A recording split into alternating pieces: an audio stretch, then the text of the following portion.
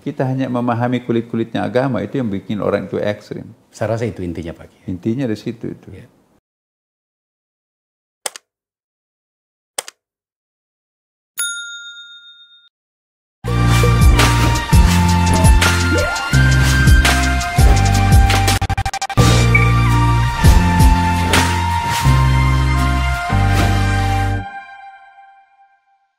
Assalamualaikum warahmatullahi wabarakatuh. Waalaikumsalam. Berbahagia sekali rasanya karena kita memasuki bulan puasa. Bagi Akbar Faisal Uncensored, acara kita ini menjadi berbeda sebab ini adalah bulan puasa yang pertama. Dan pada masa seperti ini, karena ini adalah podcast politik, saya harus sedikit agak pandai-pandai agar kemudian bulan puasa ini juga membahas tentang politik, tetapi dengan pendekatan yang bagaimana kemudian politik itu berguna bagi kita semuanya. Untuk itu, sekaligus membuka bulan puasa, saya mengundang orang yang sangat terhormat, orang yang saya hormati, orang yang kita hormati semuanya, Imam Besar Masjid Istiqlal, Pak Kiai Haji Nasaruddin Umar. Pak Kiai, terima kasih sudah berkunjung ke Alhamdulillah, podcast kita ini. Sengaja memang saya undang Pak Kiai sebagai pembuka karena itu tadi yang saya katakan, kita perlu mendengarkan tausiah. 1-2 tahun terakhir ini kita mendengar banyak kemarahan-kemarahan. Banyak hal-hal yang tampaknya harus kita turunkan tensinya. Tapi lagi-lagi Pak Kiai, sebelum kita membahas itu, masih banyak orang yang bertanya sebenarnya, Pak Kiai itu asalnya dari mana, kemudian latar belakang intelektualitas dari mana. Catatan yang saya terima itu bahwa, ini sebenarnya Pak Kiai ini sekampung saya. Dari Kabupaten Wajo, orang Bone sebenarnya, tapi di Kabupaten Wajo, di sebuah pesantren yang besar di kampung saya. Tapi lebih baik barangkali Pak Kiai menjelaskannya. Pak Kiai, silakan. Ya, saya sebetulnya orang kampung ya. Ya, nasibnya terdampar di Jakarta ya. Ya. Tapi alhamdulillah itu garis kehendak Tuhan semuanya. Sejak kecil memang saya di pelosok desa. Namanya saja desa saya itu desa Ujung. Ujung itu Ujung beneran. Ujung beneran. Kalau mau ke ibu kota kecamatan itu harus naik perahu. Kalau mau lewat gunung juga ada tapi jauh. Nah, mau naik perahu tapi lumpur. Jadi juga perahunya juga nggak bisa jalan. Jadi mau jalan juga nggak ada jalan. Jadi namanya desa Ujung. Lihat ibu kota kecamatan saja susah. Nah, akhirnya bapak saya dulu guru SD di kampung. Jadi bapak saya itu hanya sendirian untuk mengajar 6 kelas. Jadi merangkap kayak tukang cukur, membuka sekolah, membersihkan sekolah. Mengajar kelas 1 sampai kelas 6 gitu ya. Kasihan, nggak ada guru pada waktu itu kan, di zaman gerilya waktu itu takut semuanya orang. Bapak saya nekat itu, ya udahlah. Saya belajar kesabaran, ketabahan dari bapak saya. Nah, dibawa saya ke Pondok Pesantren Ahsadiyah, kan di situ kan murah bayarnya ya.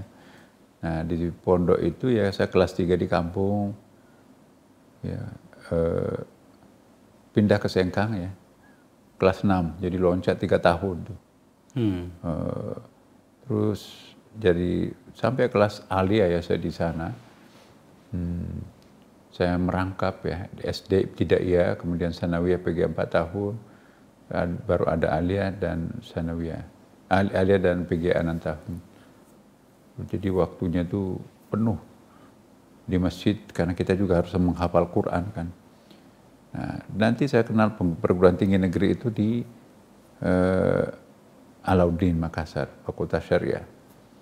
Nah, di sana pun juga karena kita nggak punya tidak punya cukup uang untuk membiayai sewa rumah segala macam.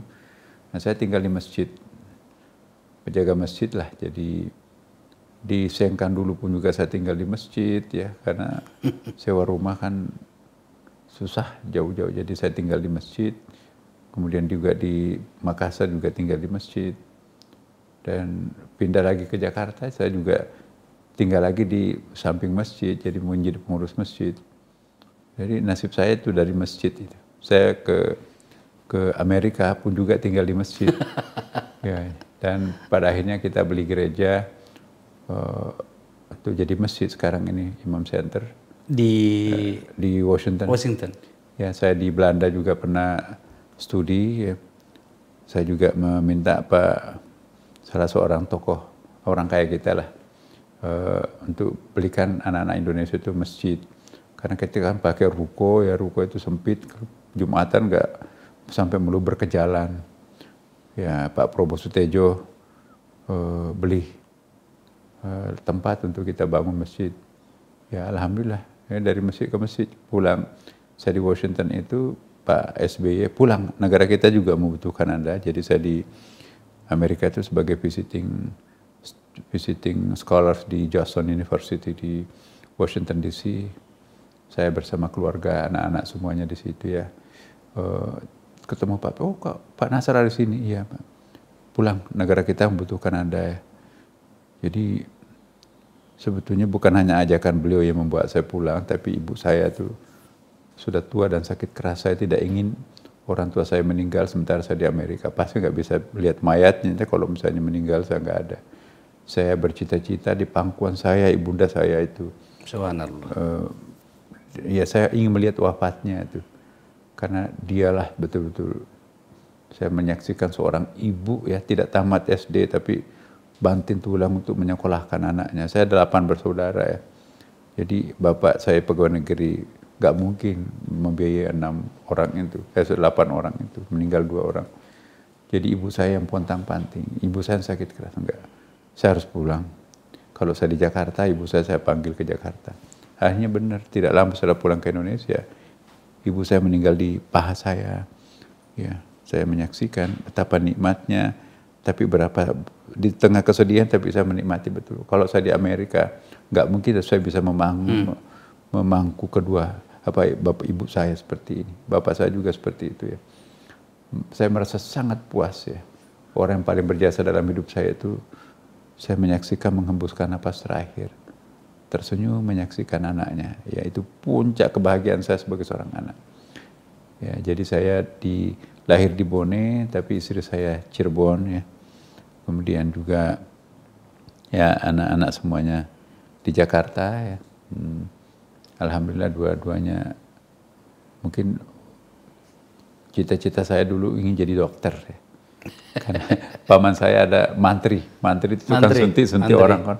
Saya bawakan tasnya kan, wah setiap habis nyuntik kasih uang. Waduh saya mau jadi mantri, cita-cita jadi mantri. Enggak, dimasukkan ke pondok pesantren, waduh sedih banget saya. Berarti aku nggak bisa jadi dokter nih. Ya udah, anak saya terserah mau kemana, lulus di Australia, beasiswa tapi ekonomi. Mampir tes di Fakultas Kedokteran, lulus dia. Nah, adiknya pun juga sama, lulus juga di Australia. Coba deh tes juga, masa abang bisa, saya nggak bisa. Akhirnya dua-duanya dokter sekarang ini. Oh, sudah selesai? Sudah selesai. Alhamdulillah. Nah, ini mau ke Harvard ini lagi mungkin bulan depan barangkali ini untuk ngambil S2-nya. Di Harvard? Iya. Okay. Adiknya pun juga nanti insya Allah mau. Ada si bungsu satu itu, karena kami di Amerika dulu istri saya nggak mau melahirkan di sana, nggak ada pembantu, susah. Pulang ke Indonesia dapat bonus 1 perempuan. Ya. Tapi insya Allah ini rencananya juga mau ikut nanti abahnya di sana. Nah, jadi itulah perjalanan nasib dari anak pedesaan seperti itu. Ya tahun 93 itu saya dapat beasiswa Super Semar. Maka itu saya tidak bisa melupakan Pak Harto ya. Dengan segala catatannya, orang bilang apa, tapi seandainya bukan beasiswa Super Semar, barangkali saya nggak bisa lanjut ya. Benar-benar beasiswa itu dulu cukup untuk membiayai SPP dan sebagainya. Saya malah disuruh dagang oleh orang tua, carikan uang untuk adik-adikmu. Tapi dapat beasiswa itu sampai selesai. Nah, kemudian Pak Quraisy Shihab pembimbing mengajak saya ke Mesir. Saya sudah siap mau ke Mesir, udah mau keterima di situ, tapi tes jadi dosen. Nah, saya minta pandangan ke ibunda saya, Bu, saya lulus dosen, tapi juga saya lulus diterima ke Mesir. Kamu anak pertama, jadi sebaiknya anak-anakmu jangan egois. Kalau kamu sekolah sendiri, anak-anak adik-adikmu gimana nanti? Saya nggak sanggup. Ya udahlah kalau begitu saya korbankan. Saya nggak usah ke Mesir. Saya jadi pegawai negeri, dosen, membiayai adik-adik saya. Di Sarif Hidayatullah? Di Makassar. Oh, di Makassar? Iya, di Makassar. Di Makassar semua di Unhas ya. Ada saya di Unhas. Nah, udah selesai adik-adik itu saya pindah ke Jakarta. Karena Pak Kores pindah ke Jakarta, saya asisten beliau pindah juga ke Jakarta. Di Jakarta lah saya mengapply itu. Kan dulu saya nggak jadi ke Mesir, teman-teman saya keluar negeri. Masa saya nggak bisa keluar negeri? Jadi tahun 93 saya mengajukan aplikasi ke beberapa perguruan tinggi. Masya Allah, saya menikmati betul. Pertama saya di Tokyo University dapat, tapi di situ saya coba disuruh remedianya 1 tahun. Ada panggilan juga ke McGill, jadi saya tinggalkan Tokyo, saya ke McGill, saya 1 tahun di McGill. Kanada. Panggilan lagi, lulus lagi di Leiden University. Jadi saya 1 tahun di situ, ada panggilan lagi ke Sorbonne University, Paris. Prancis. Pindah ke sana semester ganjil. Hanya ke SOAS, saya benar-benar nggak ada keluarga, kan belum kawin. Saya ke SOAS, University of London. Nah, setelah dari Paris, kemudian saya kembali ke Mesir, menyusun disertasi saya di Mesir. Nah, jadi anak-anak saya itu saya perlihatkan ini, nak. Kenapa bisa menyusun disertasi di Mesir? Iya kan jurusan saya tafsir ya, Islamic Studies. Nah, biar seimbang, ilmu-ilmu baratnya sudah cukup ya, ilmu timur tengahnya juga harus ada kan. Jadi nyambung di situ ya.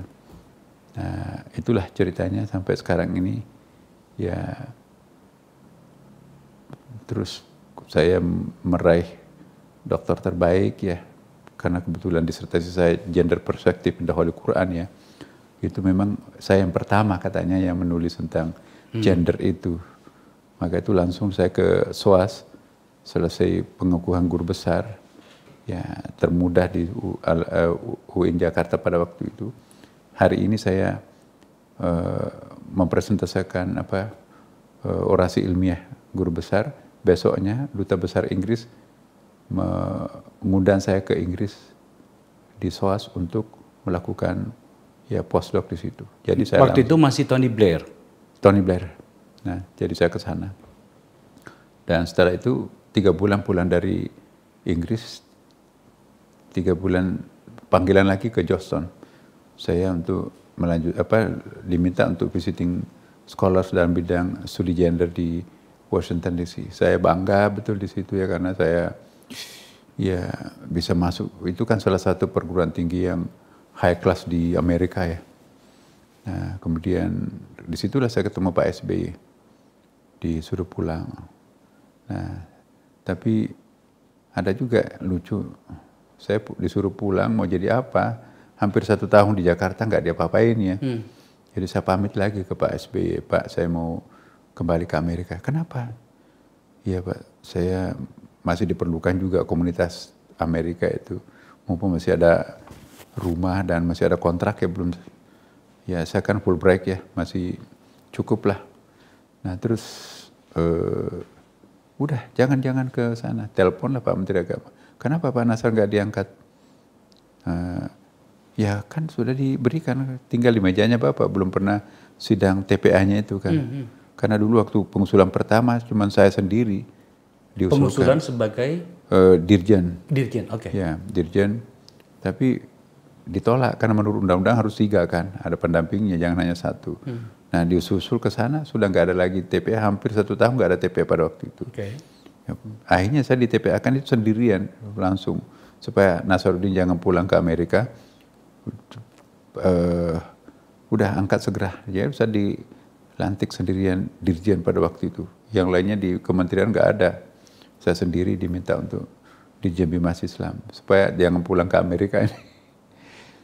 Nah itu ceritanya. Setelah itu ya nggak tahu kok Pak Jokowi juga ya, mungkin karena dia juga teman lama ya, waktu jadi gubernur itu saya diminta sebagai penasehat spiritual di DKI Jakarta. Saya masih ingat beliau ketika menjadi gubernur, apapun yang akan Anda lakukan kegiatan keagamaan di Jakarta, itu harus konsultasi Pak Nasar. Jadi saya diminta jadi resmi bahwa kita Jakarta ini perlu semacam konsultan religi. Ya. Nah, katanya Pak Nasar yang paling tepat untuk kita angkat. Nah, setelah menjadi dari presiden Pak Ahok pada waktu itu, Pak Nasar itu jabatannya belum dilebur loh, masih berlaku sampai sekarang ini. Jadi sampai zamannya Pak Ahok pun juga masih sering saya diajak konsultasi soal-soal keagamaan di DKI Jakarta. Nah, kemudian ada masjid Istiqlal ini, ya. Udah periodenya habis imam besarnya, ya. Saya diminta untuk jadi imam besar. Pada ada rencana mau balik lagi ke Amerika kan, ya karena di sana juga teman-teman masih menunggu ya, terutama komunitas Muslim di situ ya. Karena waktu itu saya menempati center Indonesia, jadi kita melayani 4 state di Amerika ya, di New York, Washington, Maryland, Virginia, dan separuh Philadelphia. Banyak orang Indonesianya kan di situ itu. Nah, disitulah saya berkiprah, tapi diminta untuk menjadi imam besar di Masjid Istiqlal. Ya, kemudian 1 tahun berikutnya, kan di Istiqlal itu kan manajemennya tradisional ya. Jadi saya bilang, Pak, ini nggak efektif kalau begini. Ya, akhirnya Istiqlal itu dirubah strukturnya menjadi ada kepresnya dan ada perpresnya. Jadi setara dengan badan yang lain. Nah, jadi punya struktur dibawa langsung presiden sekarang ini. Bahkan beliau mengatakan bahwa itu kalau di Mesir itu imam besar itu setara dengan perdana menteri. jadi pokoknya kita percaya Pak Nasar, fungsi Masjid Istiqlal itu untuk memberikan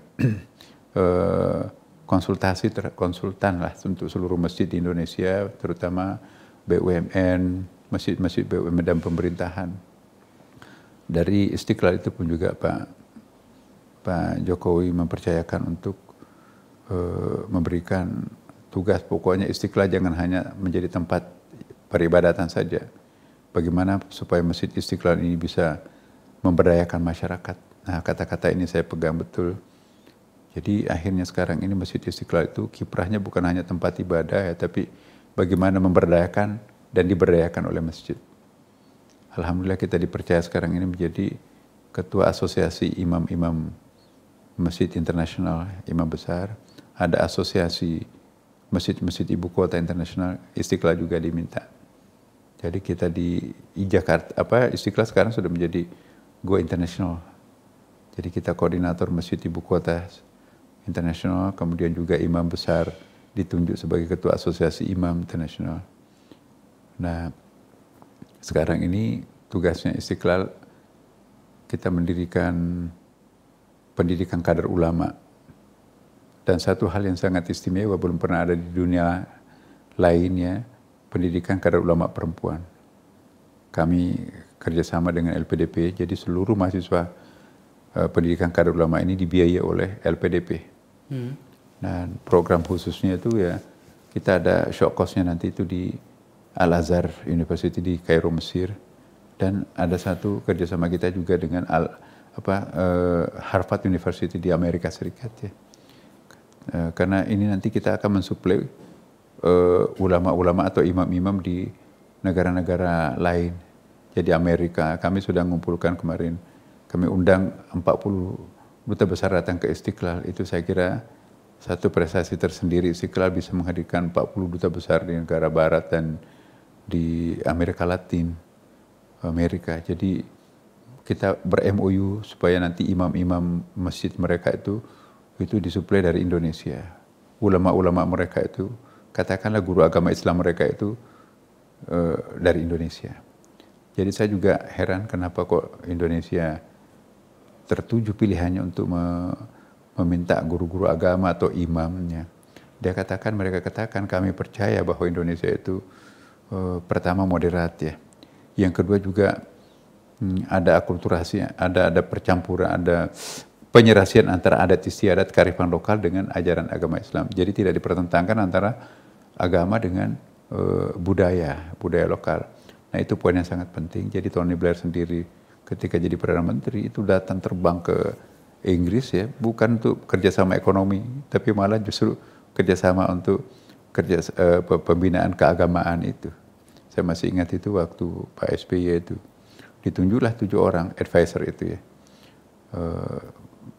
Saya, Pak Zumardi Ashraf, Pak Hashim Muzadi, yang dari perempuannya itu ada Marwa Daud, Mbak Yeni Wahid, Pak Din Syamsuddin, yaitu kita ada 7 orang dari Indonesia, di sana juga 7 orang dari Inggris. Jadi imam-imam mereka itu di-training di Indonesia dan kita pun juga diajak ke sana tuh.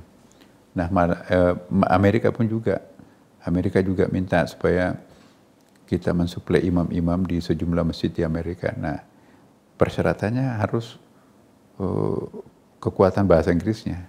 Jadi pendidikan kader ulama di Istiqlal ini ya bahasa Inggris dan bahasa Arab. Karena ini untuk konsumsi luar negeri. Maka itu tesnya itu ada standar TOEFL yang harus dipenuhi. Jadi ulama kita selain hafal Quran, ya dia juga harus menguasai bahasa Inggris. Kalau bahasa Arab insya Allah dari pondok ya itu saja. Nah inilah yang kita harapkan nanti ke depan, ada ulama perempuan. Tidak ada sekolah ulama perempuan selain di Indonesia. Dan itu beasiswa dari LPDP, itu dari S2 sampai S3. Kerjasama dengan PT IKI, Institut Perguruan Tinggi Ilmu Al-Quran Jakarta. Kebetulan saya masih rektornya. Jadi, nah inilah satu hal yang sangat menggembirakan. Ya, kami juga berterima kasih kepada Ibu Sri Mulyani. Kampus itu kita diberikan ya. Jadi ada lokasi di dekat Istiqlal. Nah, kemudian memang tidak ada biaya rehabilitasinya, kan gedung tua itu harus dibangun kembali. Nah, saya kerjasama dengan Kerajaan Saudi Arabia yang moderat sekarang ini kan ya. Insya Allah dalam waktu dekat ini kita akan membangun tower di tidak jauh dari Istiqlal. Itu nanti kampus pendidikan kader ulama kita. Sampai seserius itu ya? Iya. Luar biasa.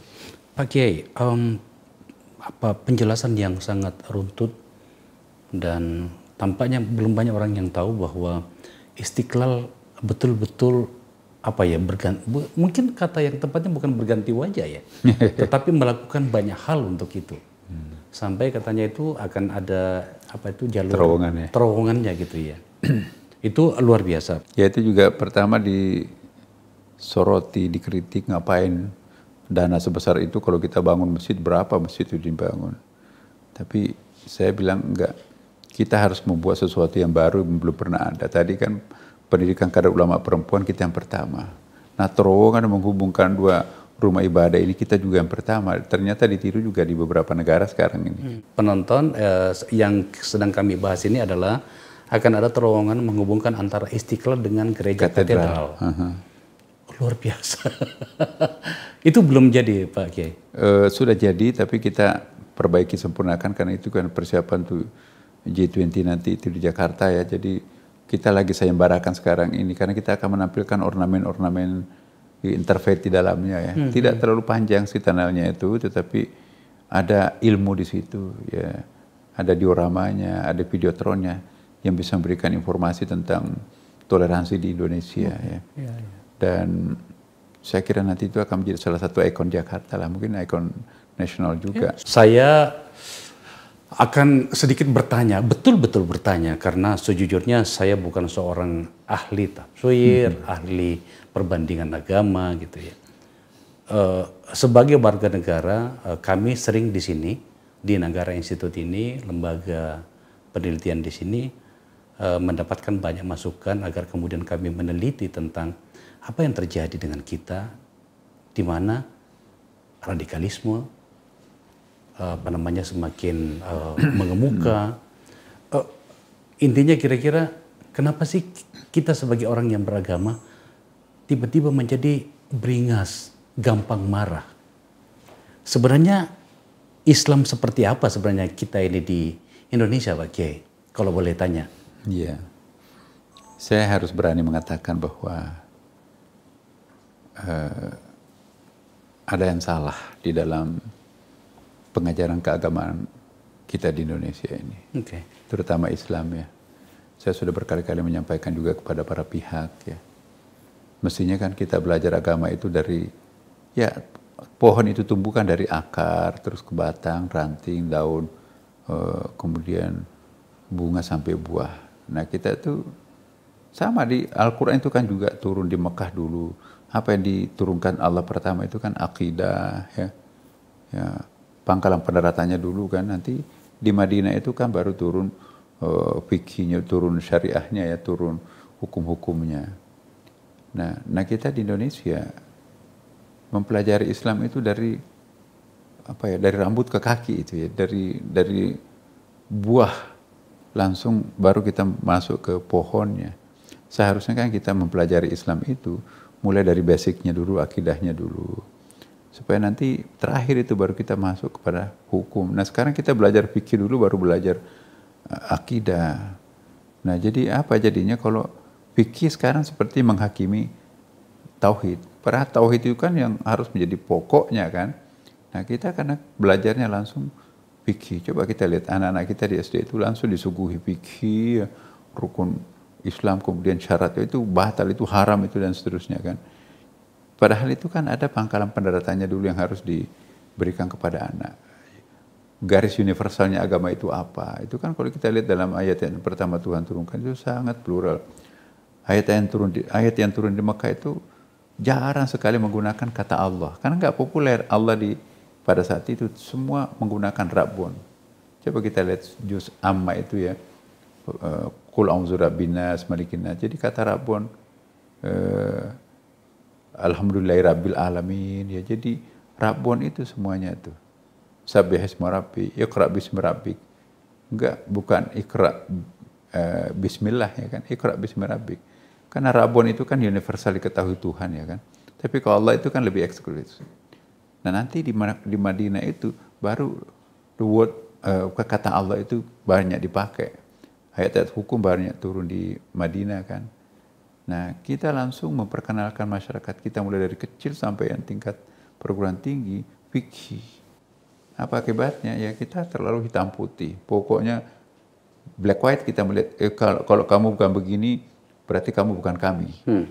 Jadi kita terbiasa untuk berbicara black white di sini nih. Harusnya kan kita bicara tentang universalitas kemanusiaan itu. Karena bagi saya pribadi, ya, humanity is only one, there is no colors ya kan. Kemanusiaan itu satu sih sebetulnya. Jadi persamaan kemanusiaan ini yang harus ditekankan dulu. Boleh kita berbeda agama, tapi kita humanity-nya pasti sama. Cuma ada beda agama. Nah, jangan, wah ini agama lain seperti agama lain itu najis, tidak boleh bersentuhan, pokoknya harus dihilangkan, harus diapain. Jadi, nah celakanya guru-guru agama kita yang mengajarkan seperti ini juga diprovokasi warga kita, masyarakat kita untuk seolah-olah orang yang berbeda dengan kita itu bukan kita ya. Jadi sangat hitam putih. Dan agama lain juga seperti itu. Jadi apa jadinya kalau masing-masing guru agama itu mengajarkan keistimewaan agamanya sendiri dan seolah-olah agama lain itu sesat, yang keliru, salah. Jadi menanamkan rasa-rasa permusuhan di dalam benak kita yang masih kecil ini ya kan. Jadi sampai tua nanti itu pokoknya lu gua ya kan. Agamanya lain. Jadi seolah-olah orang beragama lain itu tidak berhak untuk diajak kemana-mana. Jadi seperti separuh hati ya. Dan itu bukan hanya Islam, tapi juga ternyata agama-agama kita yang di tempat lain juga. Guru agama lain itu betul-betul hanya mengajarkan agamanya. Yang paling baik dan yang paling benar. Nah, maka itu saya pernah mengusulkan ya. Jadi kita perlu ada semacam dosis-dosis tertentu perbandingan agama dari bawah ya kan. Saya juga tidak ingin perbandingan agama itu diajarkan sejak dini, nanti semua agama sama akhirnya bebas pindah-pindah agama. Itu bukan juga itu, bukan itu yang kita maksudkan. Tapi bagaimana menyentuh bahwa anak didik kita ini ya seperti dalam Islam kan, walaqad karramna bani Adam, Allah memuliakan anak cucu Adam. Tidak pernah ada ayat yang mengatakan walaqad karamnal muslimun, Allah muliakan orang-orang Islam. Ya. Yang ada itu Bani Adam. Bani Adam itu saya kira kosakata yang paling bagus diperkenalkan Quran itu ya. Bani Adam itu siapapun merasa anak cucu Adam, apapun agamanya, apapun etniknya kan, ya apapun budayanya, apapun keluarga negaraannya, siapapun merasa Bani Adam itu satu. Nah, gak ada itu Allah memuliakan orang Islam. Innamal mu'minuna ikhwah. Ada lagi ayatnya itu kan. Tidak dikatakan innamal muslimuna ikhwah. Sesungguhnya orang beriman itu bersaudara. Enggak dikatakan sesungguhnya orang Islam itu bersaudara.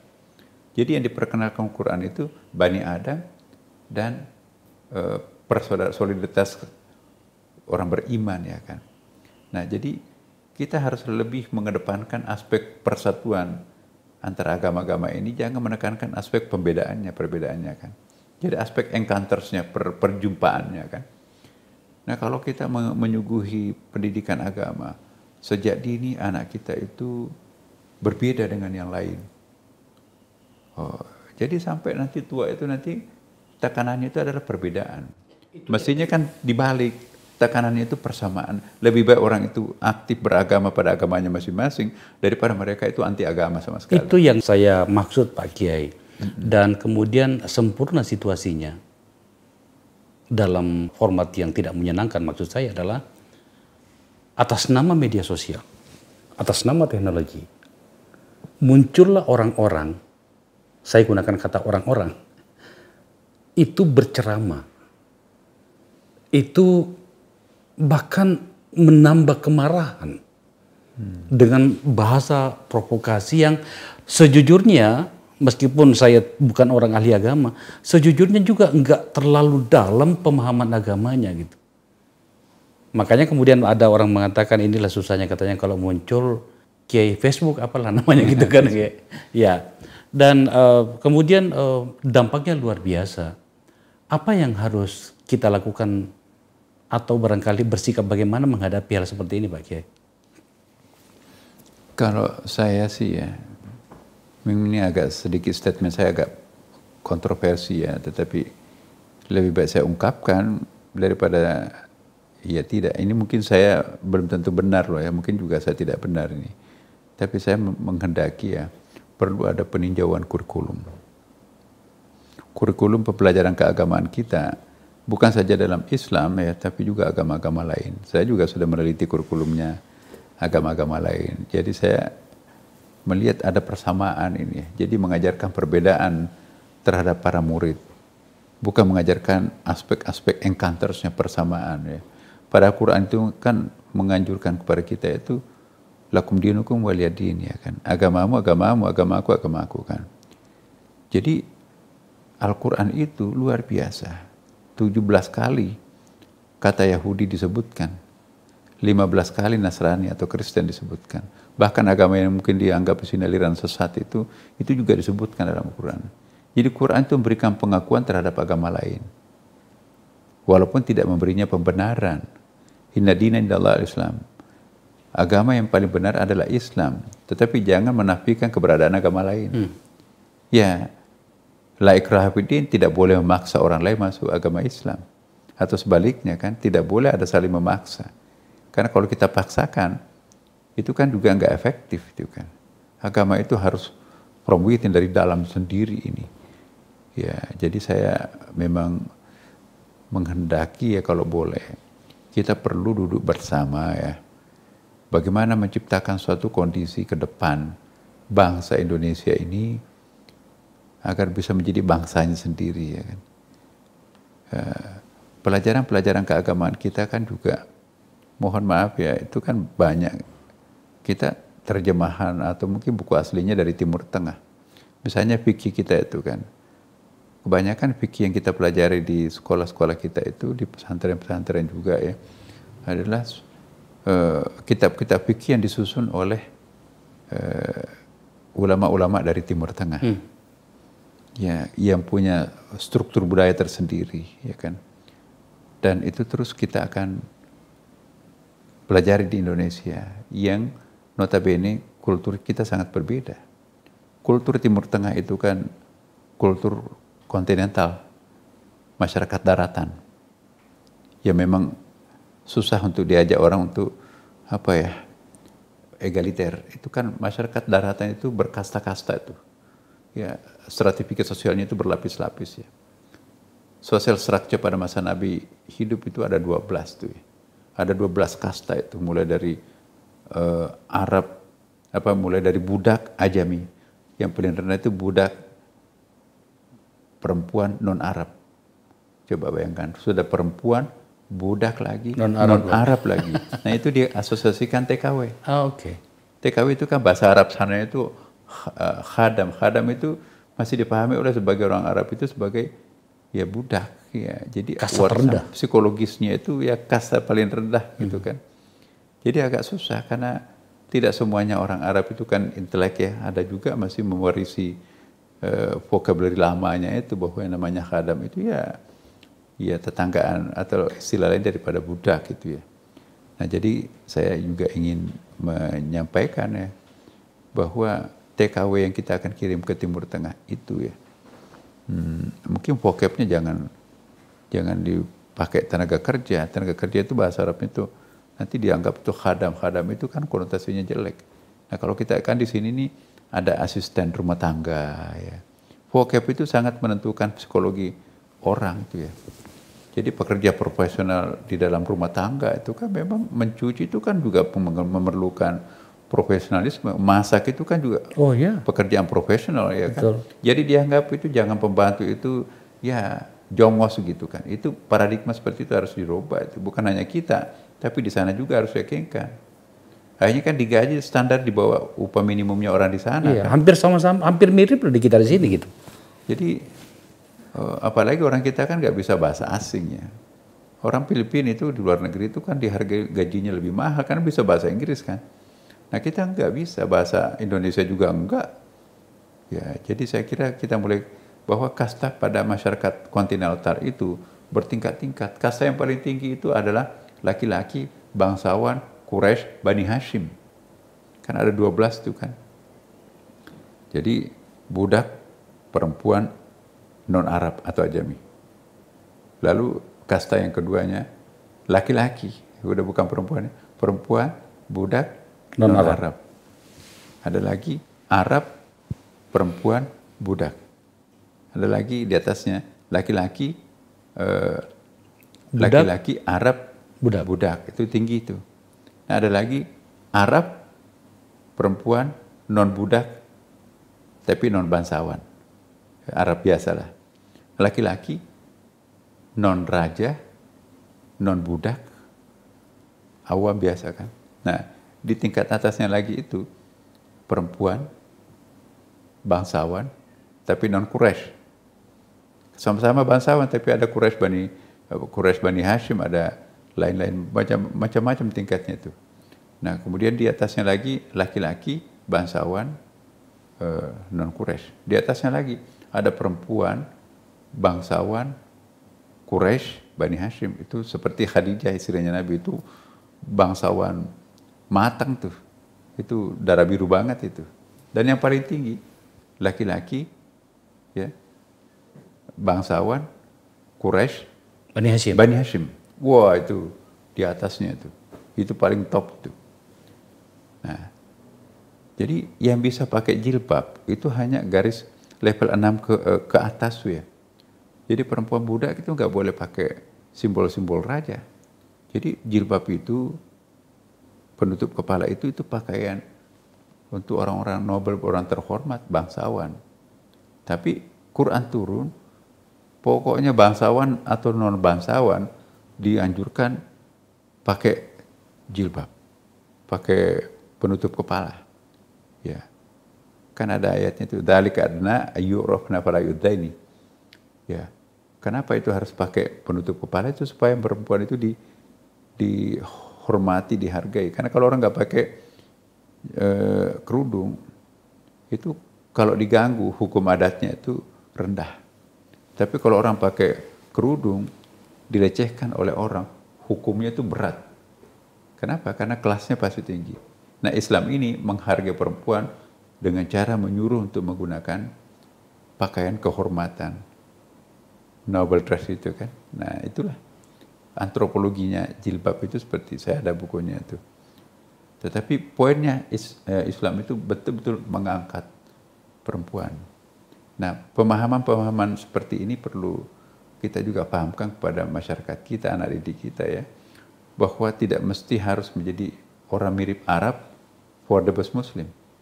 Kita bisa menjadi orang Indonesia, orang Jawa, orang Batak, orang Bugis, tapi pada saat bersamaan kita bisa juga menjadi the best Muslim. Nabi pakai gamis, kita pakai sarung, gak ada masalah. Orang sana itu pakai abaya, kita pakai mukna, gak ada masalah.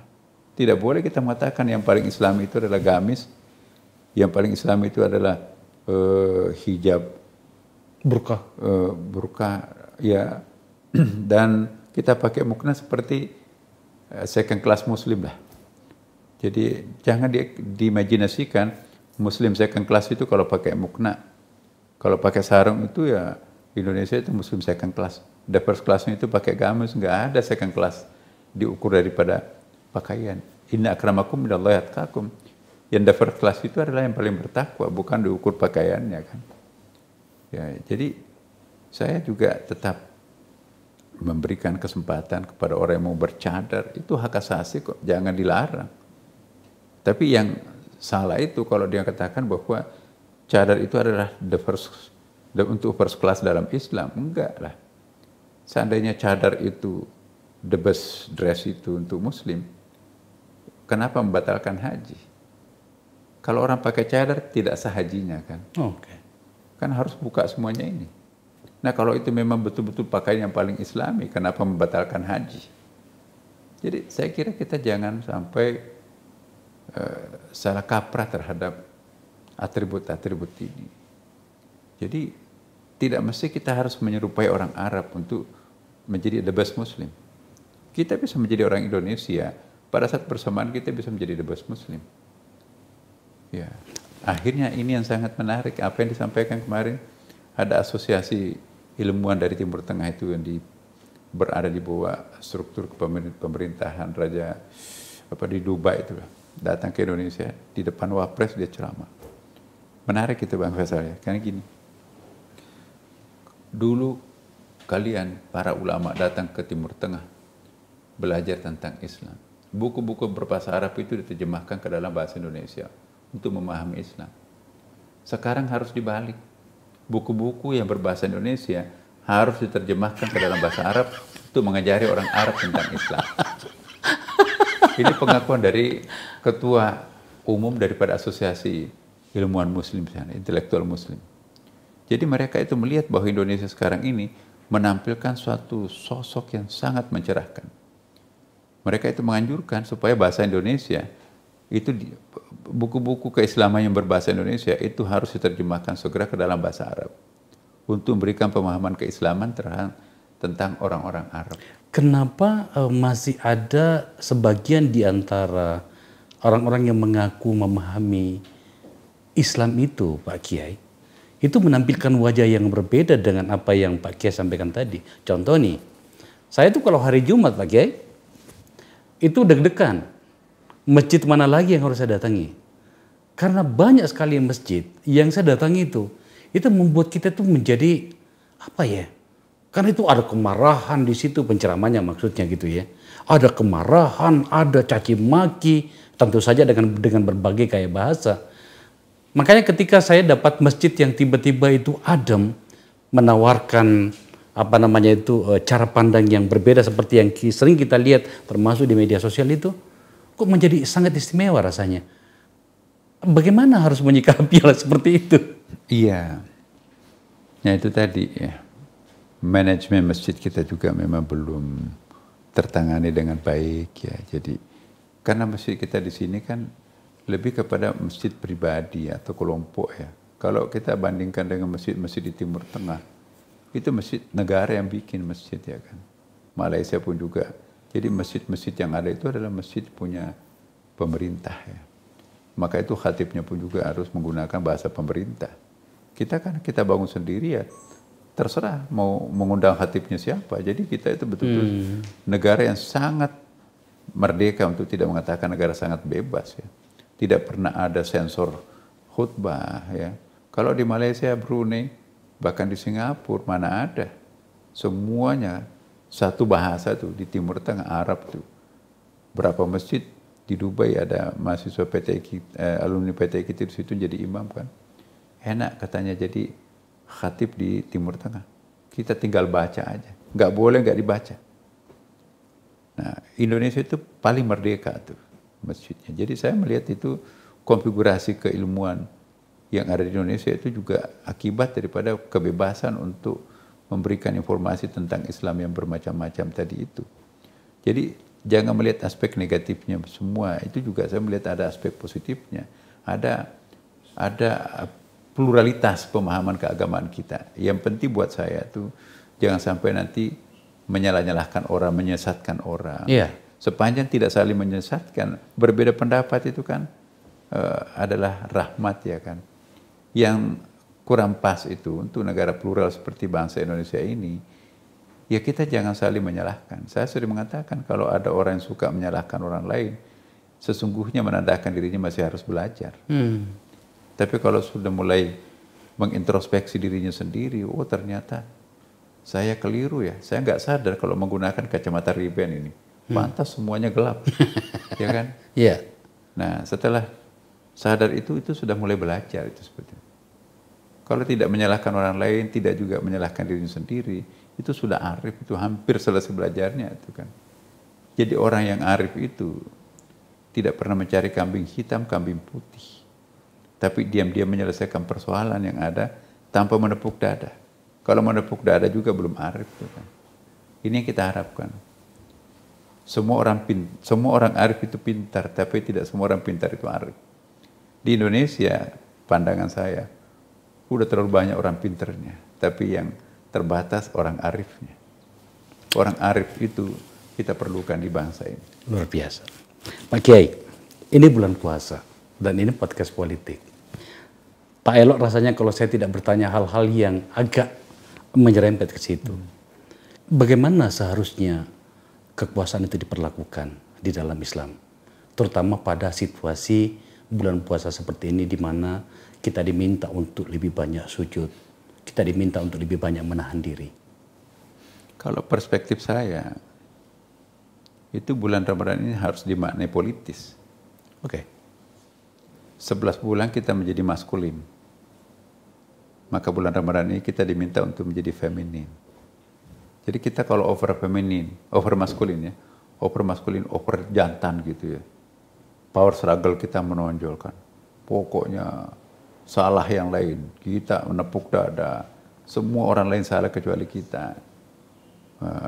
Itu kan maskulin. Nah bulan Ramadan ini kita diminta untuk membalik keadaan. Kita bagaimana menjadi feminin. 11 bulan kita menjadi maskulin, kita diminta ada bulan penyeimbang. Bulan Ramadan ini ada bulan feminin buat kita kan. Dan ini yang sangat penting karena ada hadis Nabi kan, takhallaqu bi akhlaqillah. Contohilah akhlaknya Allah. Bagaimana akhlaknya Allah itu? Kita lihat bagaimana mengukur Allah Subhanahu wa taala. Tidak bisa karena dia maha segalanya kan, maha mutlak. Tidak bisa kita mengukur selain apa yang ditampilkan pada dirinya sendiri, yaitu Asmaul Husnanya. 99 nama Allah itu jendela untuk memahami siapa dirinya kan. Mari kita lihat 99 itu 80% itu sifat-sifat feminin, hanya 20% maskulin. Ya. Itu yang maskulin pun juga jarang terulang. Al-Muntaqi maha pendendam, Al-Mutakabir maha sombong. Ya. Itu hanya terulang 1 kali dalam Al-Quran. Bandingkan dengan sifat feminin, Ar-Rahim 114 kali berulang. Ar-Rahman 57 kali. Jadi nama-nama kelembutan Allah itu yang paling mewarnai Al-Quran.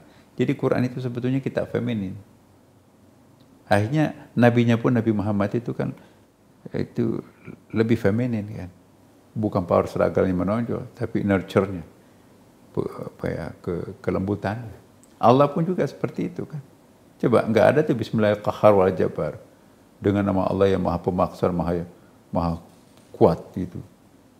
Tidak ada Bismillahirrahmanirrahim wal mutakabir dengan nama Allah yang maha pendendam dan maha angkuh. Enggak ada. Yang ada cuma seragam Bismillahirrahmanirrahim.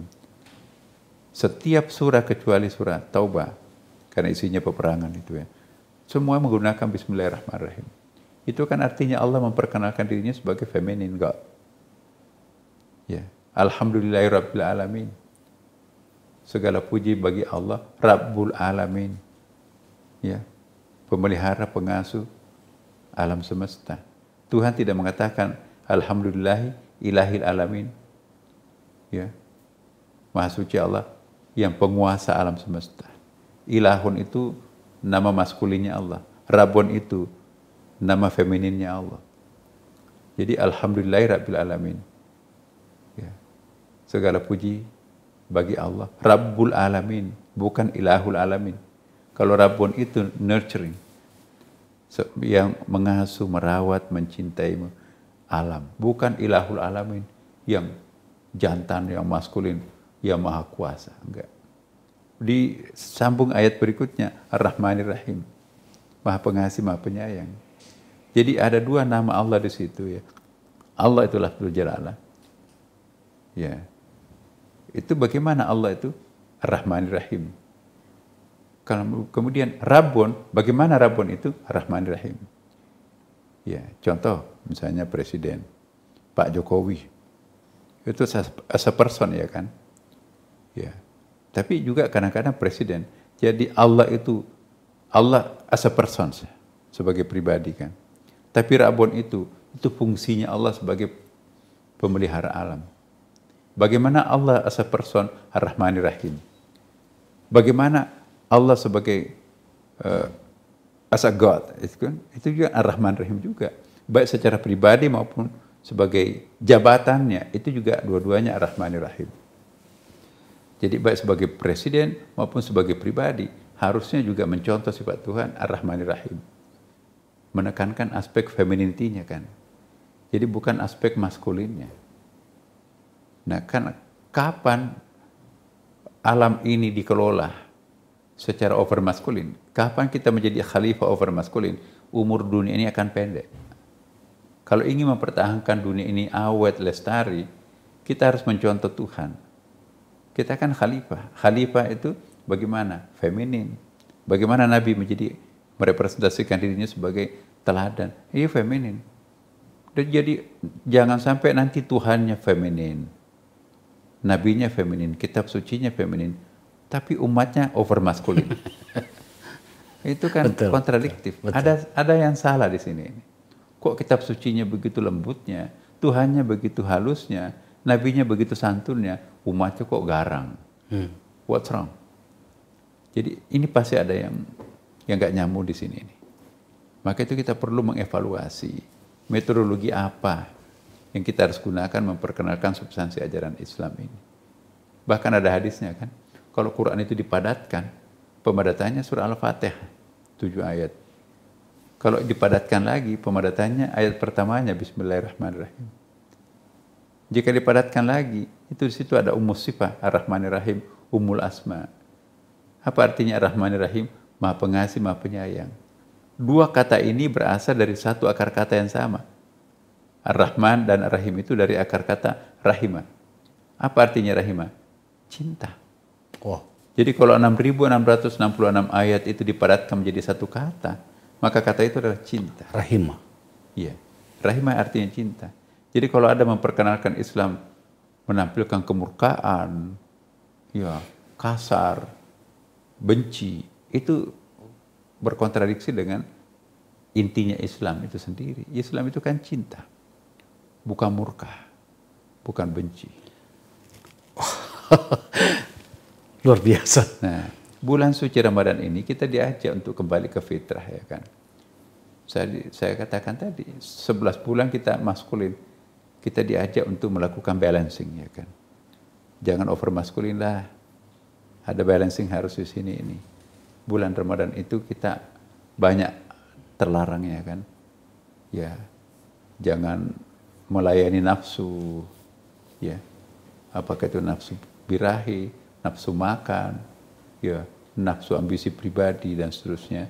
Nah, jadi kalau ini kita mampu mengendalikan diri kita dengan Ramadan, maka diharapkan 11 bulan nanti akan datang itu ada dampak Ramadannya. Ya. Ya kan? Ya, super ambisinya muncul, tapi begitu ditekan oleh Ramadan, keluar dari Ramadan ini kembali menjadi manusia normal, fitrah. Maka itu Idul Fitri, ya kan? Dia terlahir kembali menjadi manusia fitrah. Fitrah itu kan Islam sejati itu ya.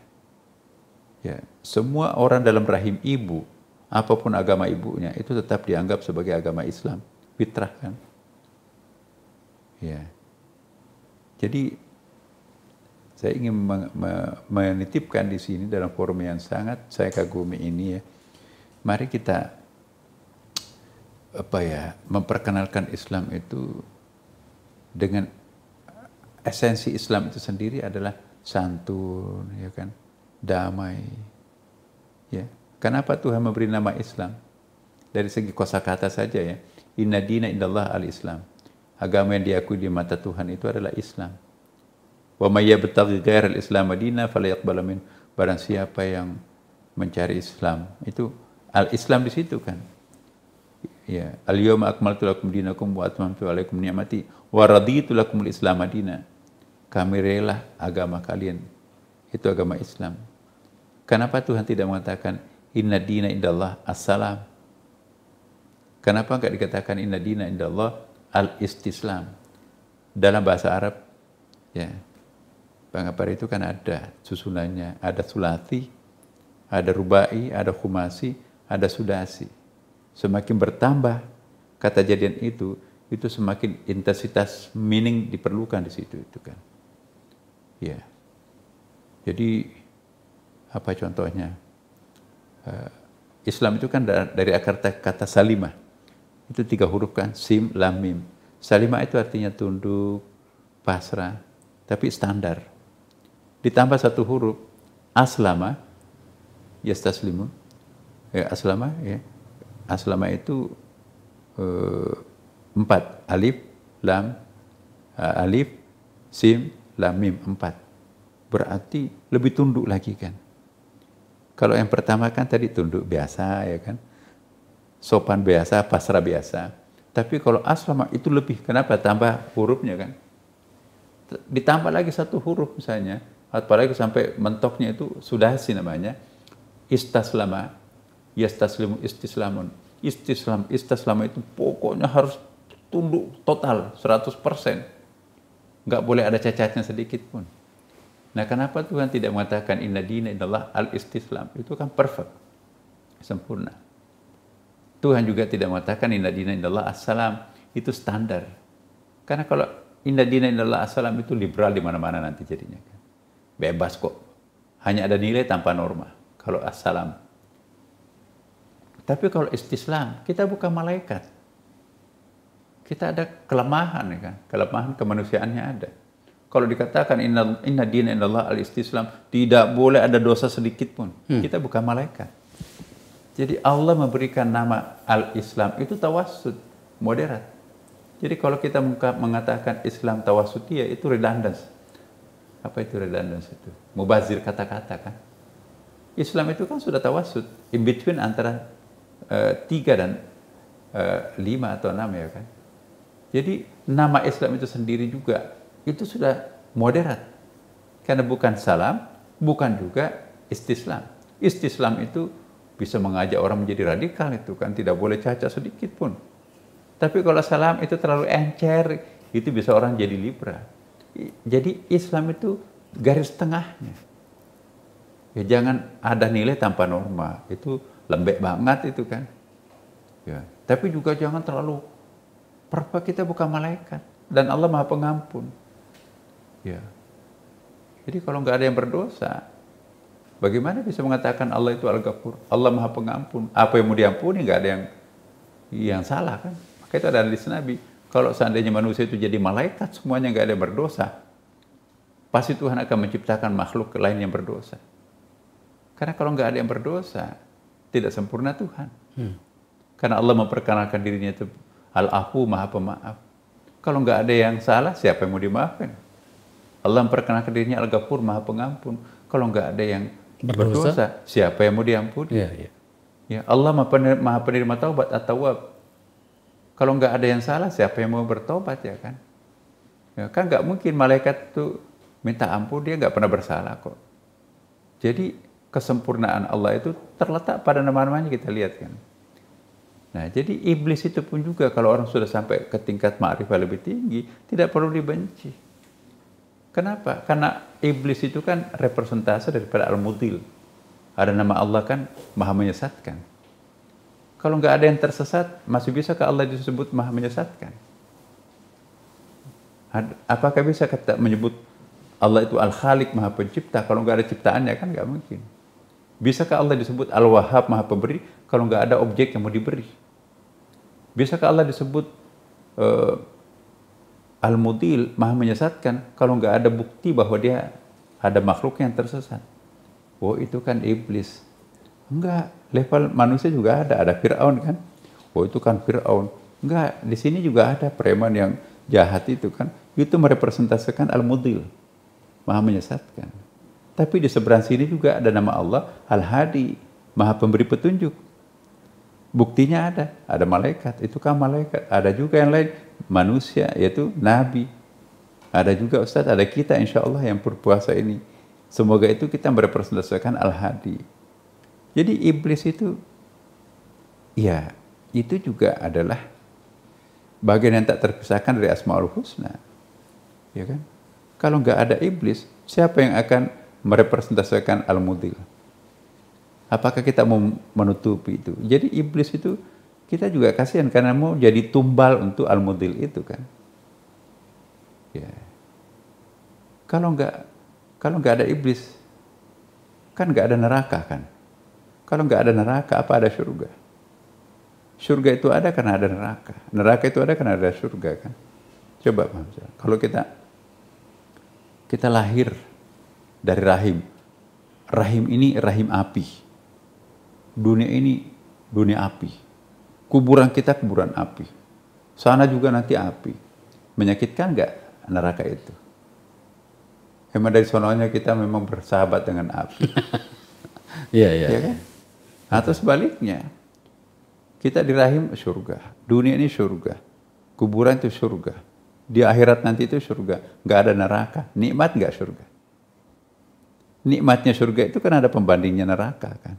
Pedihnya neraka itu kan ada pembandingnya surga. Jadi nikmatnya siang itu kan ada malam. Kalau nggak ada malam, apa ada siang? Nggak ada kan. Jadi Allah itu membuat perkawinan, ada namanya perkawinan nama-nama Allah ya kan. Jadi perkawinan itu ada 7 dalam Islam. Perkawinan makrokosmos, perkawinan mikrokosmos, perkawinan Asmaul Husna dan seterusnya kan. Ya kalau kita memahami ini semua, pasti kita akan menjadi arif. Maka itu perlu waktu jam pelajaran agama ini untuk masuk lebih mendalam. Karena kalau kurang, kita hanya memahami kulit-kulitnya agama, itu yang bikin orang itu ekstrim. Saya rasa itu intinya Pak Kiai. Intinya di situ itu. Ya. Luar biasa. Untuk pertama kalinya saya tidak banyak bertanya Pak Kiai. Kita sudah sampai pada 140 episode. Saya tidak pernah berposisi seperti ini. Saya diam, saya mendengarkan, sebab sungguh-sungguh sebenarnya ini sangat-sangat dalam. Seandainya saja informasi, ceramah, kajian agama lebih sering ditampilkan yang seperti ini, saya rasa barangkali pikiran-pikiran yang terlalu berlebihan di dalam memaknai sebuah dakwah itu bisa kita hindarkan Pak Kiai. Nah untuk itu Pak Kiai, terima kasih. Luar biasa sekali. Saya terpana mendengarkannya. Sering saya mendengarkan Pak Kiai berceramah. Tapi kali ini langsung di hadapan saya menjelaskan hal yang jarang disampaikan. Saya rasa kita harus memberikan sebuah tempat yang terbaik nantinya pada hari pertama puasa nantinya. Pak Kiai, terima kasih banyak. Terima kasih. Saya mohon maaf juga kepada para pemirsa ya kalau ada statement saya yang kurang pas ya. Saya mohon maaf. Jadi tempatnya lah kita berbeda pendapat. Tapi yang penting kita jangan ada saling membenci ya. Saya ingin sekali menjadikan bangsa Indonesia ini sebagai kiblat peradaban dunia Islam modern yang akan datang. Insya Allah. Timur Tengah selesai tugasnya melahirkan Islam. Tapi estafet kepemimpinan mengantarkan Islam bermasa depan akan datang tempatnya di Indonesia, bukan di tempat lain. Subhanallah. Insyaallah. Insya Allah Pak Kiai. Saya merinding loh mendengarkan itu. Tugas Timur Tengah telah selesai. Matahari Islam akan kembali bersinar dari Indonesia. Insyaallah. Subhanallah, subhanallah. Pak Kiai, terima kasih banyak. Oke, terima kasih. Pemirsa, saya harus ngomong apa? Ini adalah episode yang sangat istimewa. Semoga saja tayangan ini kehadiran imam besar Masjid Istiqlal, masjid yang sangat tersohor itu, Pak Kiai Haji Nasaruddin Umar di tempat kita, ini memberikan sebuah informasi, sebuah ilmu yang sangat baik, setidaknya untuk menjalani bulan puasa kita yang dimulai hari ini. Terima kasih telah menyaksikan acara ini. Saya dan kita tentu saja sangat berterima kasih kepada Pak Kiai Haji Nasaruddin Umar, imam besar yang juga adalah mantan wakil menteri agama dengan berbagai jabatan-jabatan dan latar belakang keilmuan. Sempurna rasanya kita memasuki bulan puasa ini. Demikian pemirsa, sampai di sini acara kita. Billahi taufiq wal hidayah. Assalamualaikum warahmatullahi wabarakatuh. Salam.